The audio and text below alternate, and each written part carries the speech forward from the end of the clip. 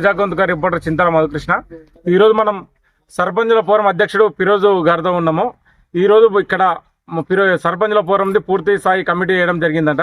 మరి వారి ఏ విధంగా ఉన్నది, వారికి బలగలం అంటే సర్పంచులు 10 మంది సర్పంచులు బలపరచడం జరిగింది కాబట్టి వారిని అడిగి తెలుసుకుందాం. బచ్చన్నపేట మండల నూతన సర్పంచీల ప్రమాణ స్వీకారం తర్వాత మేము మా యొక్క బీఆర్ఎస్ పార్టీ సర్పంచులందరితోటి ఈరోజు మీటింగ్ పెట్టుకోవడం జరిగింది. మేము మా 26 గ్రామ పంచాయతీలలో 15 మంది సర్పంచులు మెజార్టీ సర్పంచులతోటి బీఆర్ఎస్ పార్టీ గెలవడం జరిగింది. దానికి గాను నిన్న మా ఎమ్మెల్యే గారు జనగామ కాన్స్టిట్యున్సీ నియోజకవర్గ మా ఎమ్మెల్యే గారు 7 మండలాల యొక్క ఫోరం అధ్యక్షులను ఎన్నిక అయిపోయి వాళ్ళందరినీ ప్రకటించడంతో పాటు బచ్చన్నపేట మండలాన్ని కూడా నిన్న జనగామ ప్రెస్ మీట్లో ప్రకటించడం జరిగింది. కాబట్టి మేము అందరం నిన్న హాజరు కాలేకపోయినాం. ఎందుకంటే అది కాన్స్టిట్యున్సీ ప్రెస్ మీట్ కాబట్టి దానిలో హాజరు కాలేకపోయినందుకు ఈరోజు మళ్ళీ మా సర్పంచులందరినీ పిలిపించుకొని ఈరోజు పూర్తి కమిటీ వేయడానికి ఇక్కడ సమావేశం కావడం జరిగింది. అదేవిధంగా అట్టి కమిటీని పూర్తి కమిటీ వేసుకోవడం జరిగింది. దానిలో ఏకగ్రీవంగా మా 15 మంది సర్పంచులు బీఆర్ఎస్ పార్టీ 15 మంది సర్పంచులు ఏకగ్రీవంగా ఫిరోజ్ గారిని అధ్యక్షునిగా, తర్వాత ఇతర సర్పంచులను స్వర్ణలత శివకుమార్ గారిని గౌరవ అధ్యక్షురాలుగా, కార్యదర్శిగా, తర్వాత కోశాధికారిగా వీళ్ళందరినీ ఏకగ్రీవంగా సర్పంచులు అందరు కలిసి ఎన్నుకోవడం జరిగింది. ఇది రాజ్యాంగబద్ధమైంది కాకున్నా కానీ పార్టీ పరంగా మనము మన బలోపేతం కోసం చేసుకునే పని. ఇది పార్టీలకు అతీతంగా అందరూ నిజంగా కూడా 26 మంది సర్పంచులు కూర్చొని చేసుకోవాల్సిన పని.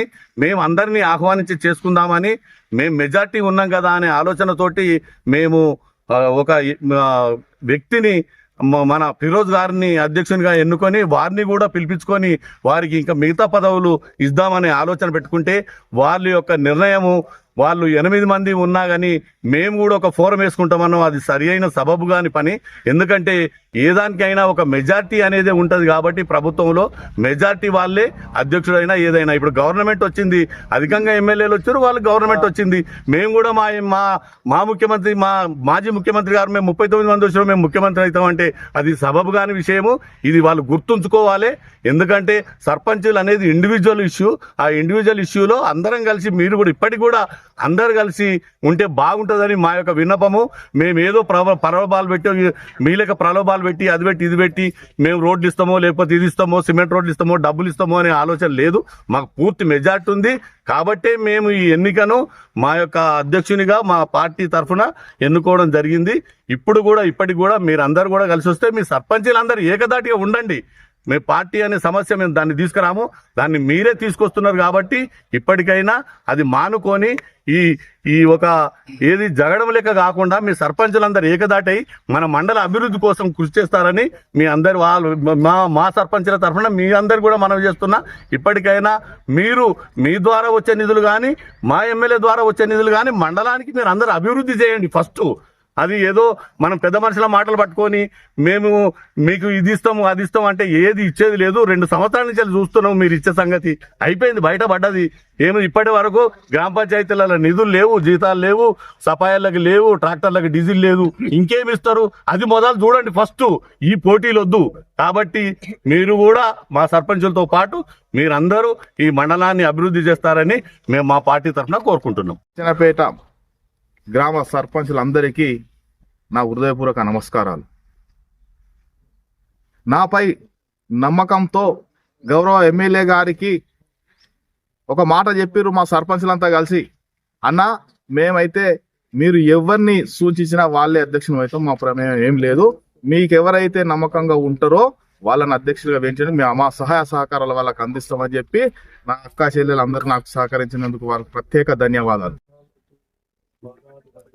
సర్పంచుల ఫోరం అధ్యక్ష అనగానే నాపై బాధ్యత మరింత పెరిగింది. ముందుగా నేనైతే ఏ విధంగా నా గ్రామంలో కష్టాలు పడ్డానో, ఏవైతే సమస్యలు నా ప్రజలు నా ముందుకు తీసుకొచ్చిర్రో, ఇప్పుడు మండల సమస్యలు అన్ని కూడా నా పైన ఉన్నాయి అని చెప్పి ఒక బాధ్యత పెరిగింది.